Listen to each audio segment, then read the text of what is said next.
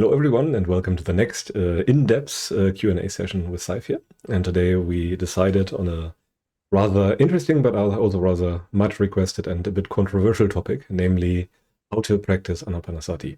As you might imagine, there are countless different approaches and it's probably the number one meditation technique out there. So whatever we say here is probably extremely controversial and is practiced rather differently by the majority of modern traditions, just to give you a disclaimer. Anyway, do you want to give the listeners a brief overview of Anapanasati, or should I start? Well, with such a momentous question, I'll let you start. That's um, yeah. I'm actually not even sure how to start. I guess we can separate the practice of Anapanasati as we understand it a bit from the usual interpretations, just so people know what we do not understand as Anapanasati, and then can go deeper into all the let's call it more sutta-based approaches. So at least I do not understand Anapanasati as a kind of meditation technique or concentration exercise on the breath.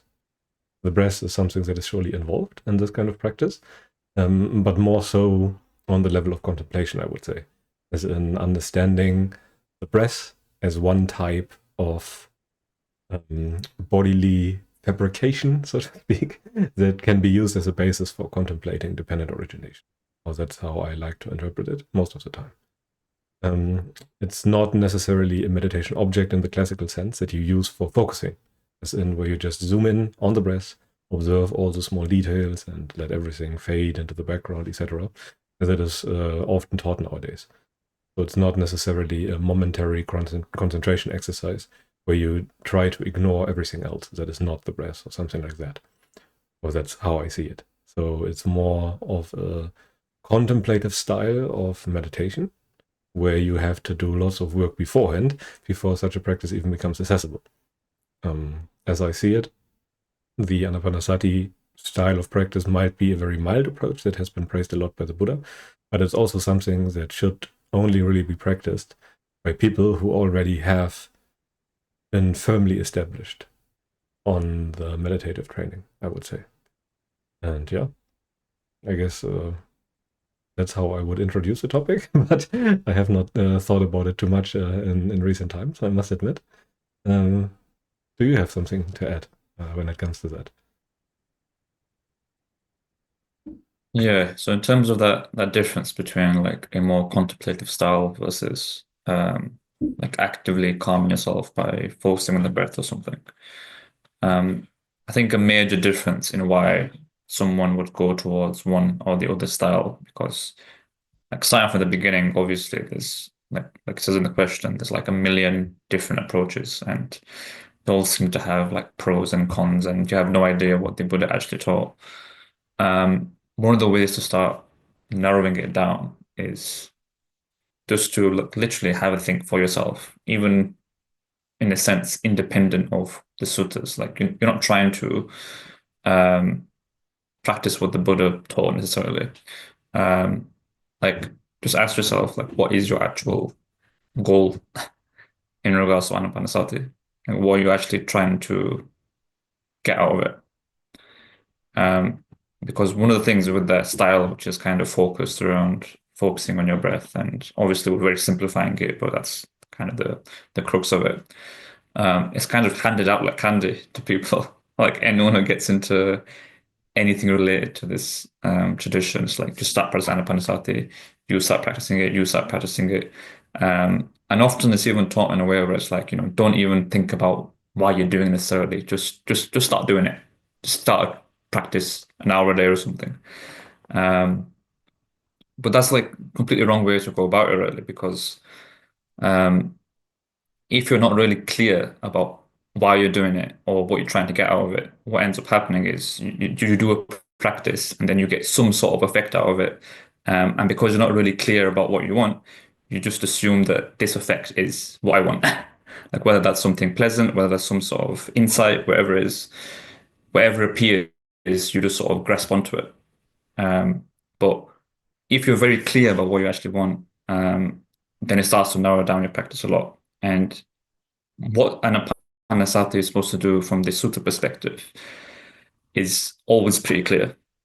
It leads to Nibbana every single time. Like every time it talks about Anapanasati, um, it always says it leads to Anagami, or if there's Arahantship, or if there's any leftover, then it leads you to becoming Anagami.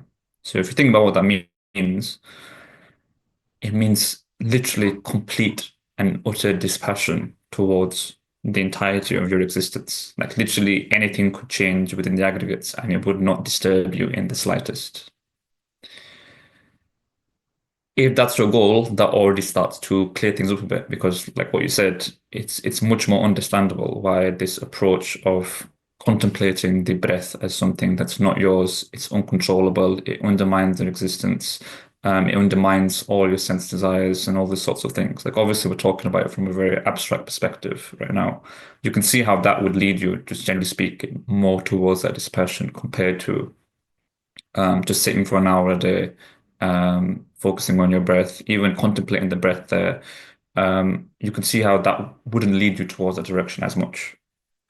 But then again, like I don't want to assume that that's everyone's goal because not everyone does have the goal of complete dispassion. Um, and if it's not your goal, that's completely fine. But then you kind of have to separate what the sutras are saying and then what you want in a sense. Because in my view, it's pretty clear that the sutras, when it talks about Anapanasati, it is talking about complete dispassion, which is, like you say, why you need all those prerequisites in place first. Yeah. Mhm. Yeah. Yeah. I guess when you talk about goals and setting goals rightly or knowing about one's goals, that's actually quite a relatable thing. I mean, if your goal is to get better at playing soccer or something, and you have that goal set in mind, and then start training for it, it's a completely different thing as if someone would just give you a training plan or something like that, and you execute it and do whatever the person says to you based on faith. As opposed, yeah, I mean that's something entirely different, I would say. If you know what you want, then you know also if something is bringing you closer to it or not. It's actually a very valuable way to think about it, I think. Yeah. And in the case of the practice, it should be very clear if something is bringing you closer towards this passion, where you literally become undisturbable by everything or anything that might arise. And when we talk about anything, that's a loaded term because it has a different meaning for everyone. But it literally means that whatever experience may arise, in the case of jhana practice, through the senses, and usually when people think about anapanasati, they think about the jhanas. Literally anything sensual does not have the capacity to move you anymore. And I also think it's valuable to think of anapanasati or jhana practice, concentration practice in general, as something that is much closer to the culmination of the entire path and not something that is an exercise that you give to meditation beginners, because that's usually how it is portrayed. While when you have, for example, a look at, I think that's what it was, Majjhima Nikaya number 117, and ponder that a bit. I mean, literally the first sentence, or one of the first sentences in the sutta is, what are the supports and requisites for noble right concentration? And after that, the Buddha says, those 7 factors here, namely the other 7 past factors, those are the supports and requisites for noble right concentration. So all of those, well, life transforming factors, pretty much of the Noble Eightfold Path, that move your life away from a life of craving, from a central being, towards renunciate. Those things aid in attaining noble right concentration. And if you start seeing the practice from that perspective, noble right concentration becomes something completely different. And I think that is one of the very important differences between the many modern schools that use it as an entrance exercise for people. Because one direction of practice places concentration at the beginning, more or less, and the other style of practice places it at the end, at the culmination of the training, culmination of the path. And I think the difference could not be greater.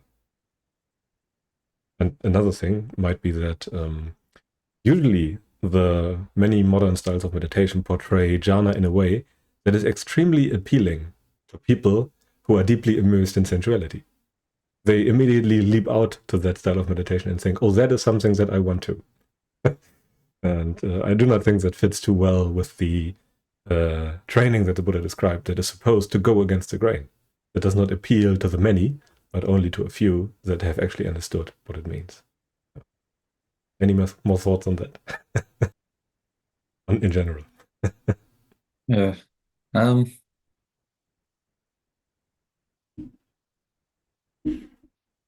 Maybe we I think can also... all sorry. I was going to say everything you're saying there, I think, again, it becomes clear as well if you just go back to your goal that you've set. Because if you set your goal as complete dispassion and complete ending of suffering, um, again, you might have heard of this practice called Anapanasati, and it's supposed to lead to that. Um,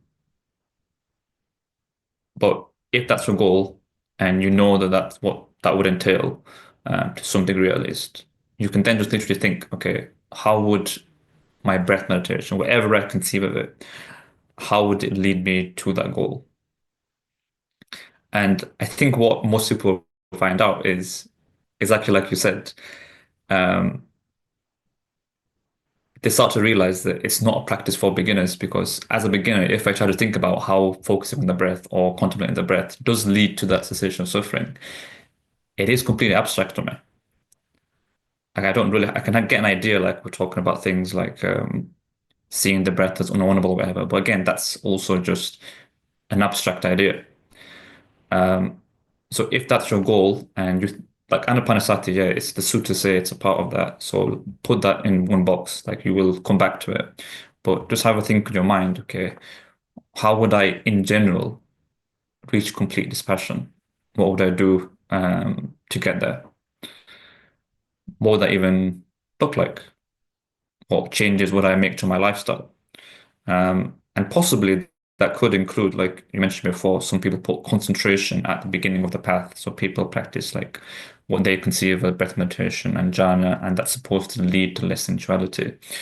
And maybe that is your interpretation, but the point is, have you contemplated in advance how that's going to lead there, or have you just taken it on trust and then you're just assuming I'm going to do this and then somehow magically it's going to lead to my cessation of sensuality?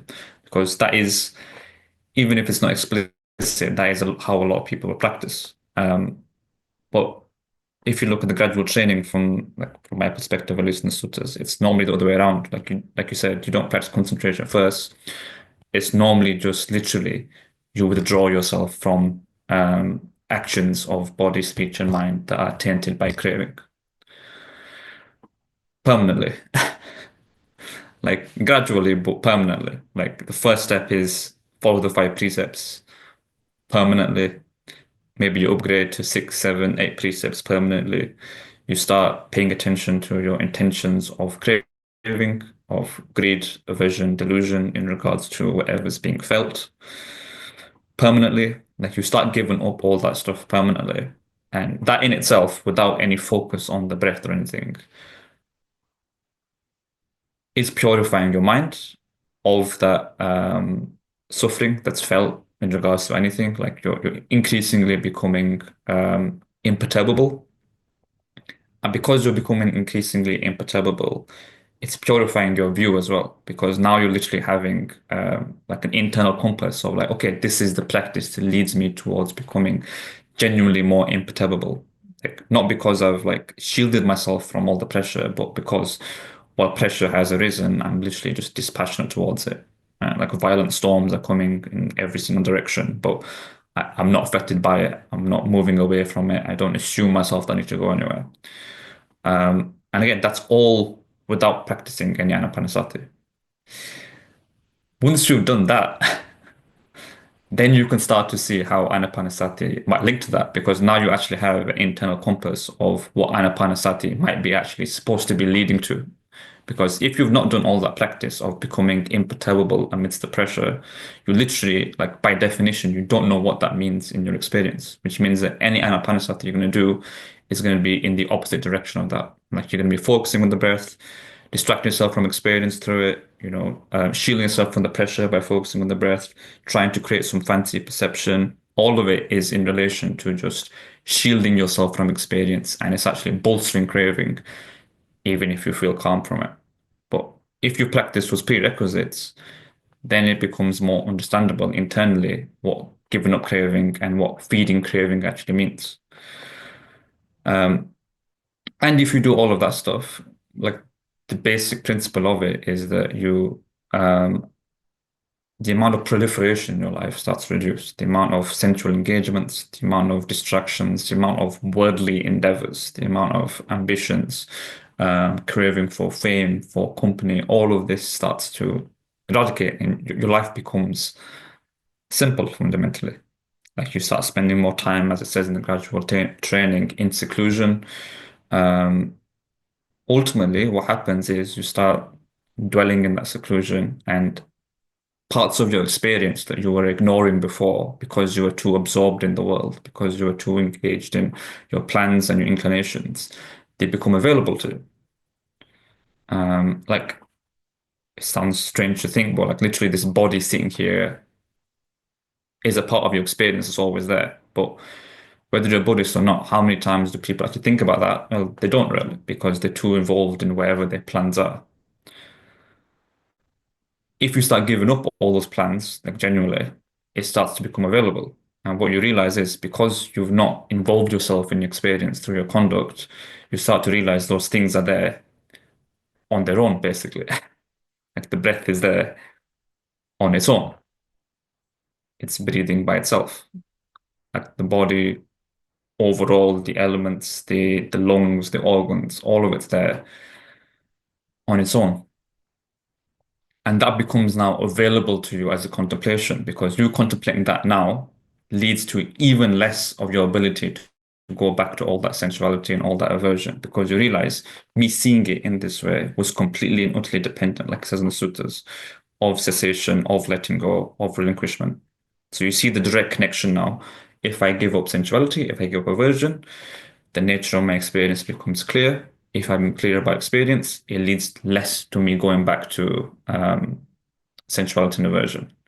And because of that, rapture lifts up, the mind calms down, phenomena become clear. That's literally the entire four foundations of mindfulness. But again, if you're trying to force that before you've done the relinquishment, then it's always going to be done out of the hindrances. You're trying to force relinquishment, which is you not relinquishing. It's you trying to speed ahead, which is your craving, which is your hindrances. And then none of it works. Yeah. Yeah. I mean, there are so many different ways to talk about it. But I really like to think of it as, well, great aversion and delusion as distractions from the Dhamma. As in, when your mind is occupied with lots of lustful pursuits, with lots of aversion-based pursuits, with the tendency to distract yourself, then there's simply no room to see the Dhamma, because your entire experience revolves around the sense sphere. And the sense sphere is not really where you will find anything that is related to the Dhamma. So the more attention you take away from sense experience, the better, because the less distraction there will be for you to be entangled in.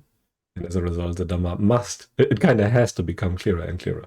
Or whatever you direct your attention towards then, or wherever it will naturally flow, is at least much closer to the Dhamma than anything else.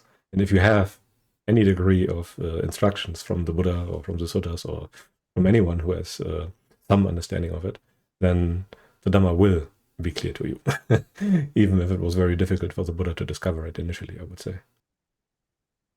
So to think of it as gradually getting rid of all those kinds of distractions that carry you away from the Dhamma is, from my view, a very good way of thinking about it. So through the gradual training, you gradually remove all those things that pull your attention away from the Dhamma, based on lust, based on hatred, on first a very gross level, and then on ever finer levels, even if they are still sensual in nature, as in you experience them through the senses. At some point, there's nothing in the domain of the senses that pulls you away from contemplating the Dhamma, and as a result, understanding is usually very near. And at that point, the practice of Anapanasati actually becomes available to you, as I've mentioned. And I think this is supported by so many suttas. Right today, I was reading Majjhima Nikaya number 39 for some reason. And when I was looking at the gradual training displayed there, it starts with restraint of the body. Then it continues with restraint of the mouth, of the of the speaking, so to speak. Then it continues with at least a partial restraint of the mental conduct. Then it continues. Now you also have to be moderate in eating. You have to be ever wakeful. You have to be diligent and alert. Well, it starts with I don't know the English word. Diligence, I guess, and seeing danger and faults, etc.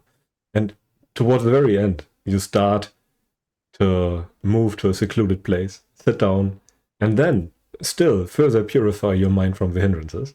And only once the mind is further purified from the hindrances will you actually start practicing the jhanas, so to speak. So even in that very random sutta, and you can literally move through the entirety of the Majjhima Nikaya or something like that. And all suttas follow basically the same principle. Gradually, further and further withdrawing yourself from the domain of the senses. And once you have thoroughly secluded yourself from it, once your view has been thoroughly straightened based on the practice, it automatically becomes straight. Then jhana practice, then anapanasati, and all those things start making sense, falling into place, and almost naturally arise. And that's how the practice should be if you want it to be successful, and if you truly want to renounce the entire world of the senses.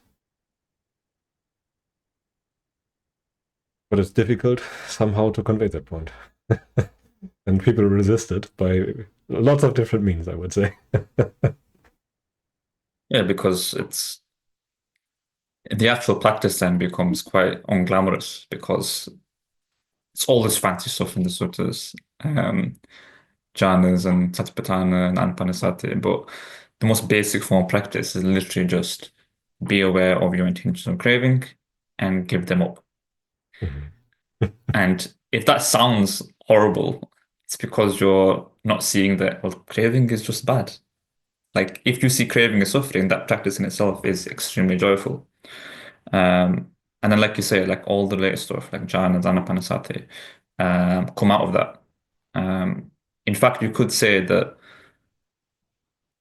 since like the whole point of Anapanasati or Satipatthana is seeing that, these parts of your experience are operating on their own, like the breath is there on its own, and therefore anything dependent on the breath is also similarly on its own. It's not something that you have to involve yourself in. It's not something that's even possible for you to actually be averse to or to crave in regards to. Um, if you're seeing in that way, then actually by just purifying your conduct of that aversion, of that craving, you're automatically leading yourself more towards that insight of, or everything is there on its own. Which is why in the suttas, when it says like, what is the fuel for practicing the satipatthana, and it just says the fuel is giving up the three forms of unwholesome conduct. And that sounds strange to people. It sounds like, okay, how can that be? Don't I need to do some sort of special contemplation? It's like, no, you don't. Give up the three forms of unwholesome conduct, give up sensuality, give up perversion. That is your four foundations of mindfulness because you are then therefore letting experience reveal itself. And it's so many times it's sort of like that, like the body, to purify the mind, body calms down, phenomena become manifest. And it's so strange phrasing, but that's how it is because like all this stuff that's going on in your experience, whether it's feelings, perception, breathing, it doesn't require you to do some sort of special practice to reveal it because it's there whether you want it or not. You just need to, like I kept saying, stop impeding your knowledge of it. Um, there's also that sutta where it talks about like um, the five hindrances as like blocking this river going towards the ocean, right? Like the river is going towards the ocean of Nibbana, and the five hindrances, your craving, your sense desire, your aversion, are literally just blocking that lake from reaching its destination. If you give up the five hindrances, don't need to do anything else. Like that lake is just going to go straight towards Nibbana, or straight in this sense towards the four foundations of mindfulness. On the other hand, if you're not doing and giving up the five hindrances, it doesn't matter how much you do some sort of special contemplation of non-ownership, you're not even seeing your craving, so you can't even like know if it's been given up. Um, yeah. Yeah, it's a strange way for many people to think about the practice. I guess I still think that way, that it's better to think in negative terms, so to speak, about the practice, as in removing obstructions is a far better model for the Noble Eightfold Path than the cultivation of something. At least it's more immediately, it's more difficult to do it in the wrong manner.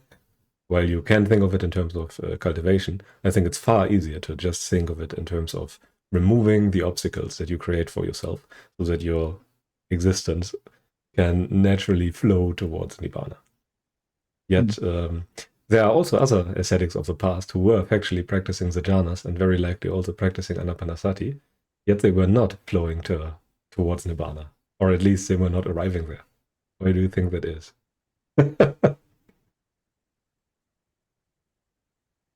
I mean, it's a couple of reasons. Mainly, they didn't have the instructions from the Buddha on the cessation of existence, I suppose we could put it like that. Which means that even when they were practicing jhana or practicing like focusing on the breath, whatever it was, all of that was leading them to a specific state of being or being imperturbable, but they didn't know how to give up that state of being, that attachment to that state of being to reach like proper extinguishment where you're just not involved whatsoever. Which is why like in the Anapanasati instructions, I can't remember which venerable he goes to. The Buddha asks like, how do you practice Anapanasati?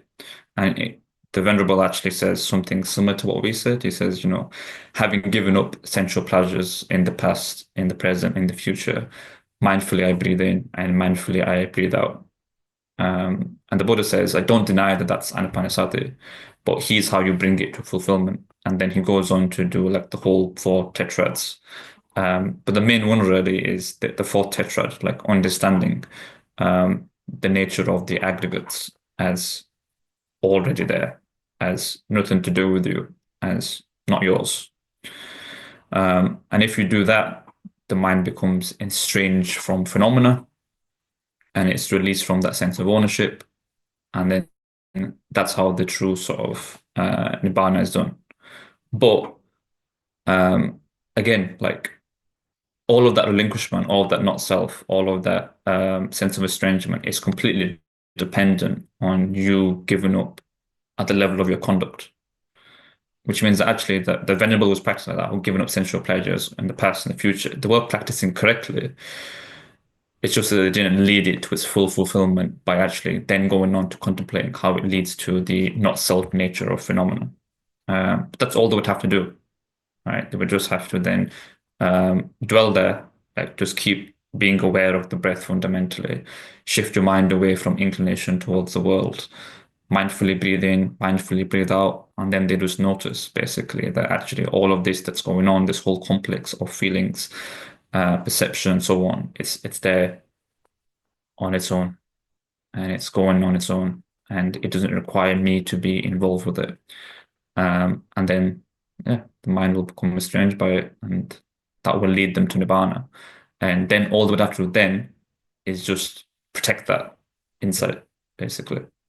They wouldn't have to do some extra special practice. They would just sort of dwell like that, being free from sensual pleasures. Being free from sensual pleasures increases their perception of relinquishment and the insight in myself, and it leads to fulfillment of four foundations of mindfulness, noble eightfold path, etc., etc. Yeah.